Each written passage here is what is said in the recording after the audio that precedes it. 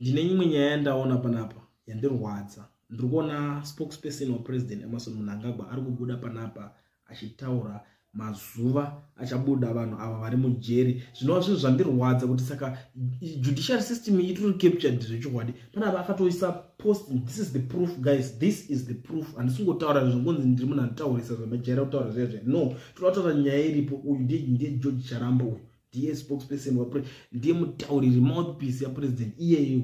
Nona zvaakanyora panapa. Ari no filter in prison. We see you the way you were born. Garai ikoko kusvika vaenzi vaenda tumapenzi twa vanhu nezvamukono. Vaenzi vari kutaura vari kuuya muZimbabwe vanhu vekusadaki. Masadaki ngirikina head of state ndo vari kuuya kuti vaattende SADC 44 summit iri kuitwa paroda unonzonzi uyo aite chair weSADC. Ndo nyaya iripo. Saka panapa kutora kuti court haina chainokwanisa kutaura. Painenge chinzi iri captured uchaona madays achada kunobudiswa. Ndo zvazviri kutoreva panapa.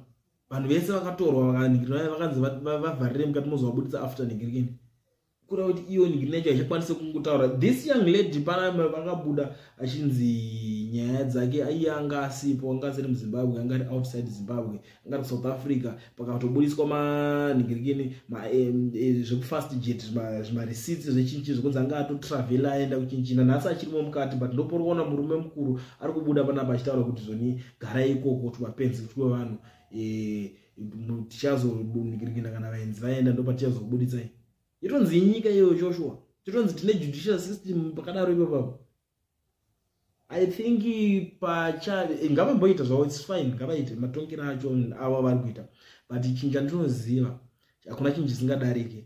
Utarisa utsinye hwese, even kana zvinhu zvese zvaitwa naMugabe, utsinye hwese hwakaita Mugabe 2008 pepe. Nanhasi zvangowo muhistory kuti kwaiva nemunhu ainzi Mugabe aida.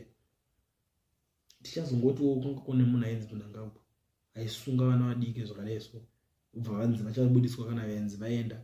Hapana kana mhosva iripo kupoliticize nyaya. Ndo zviripo chete. Ndo kwazvichatosvika. Zvinotiwa muZimbabwe soka.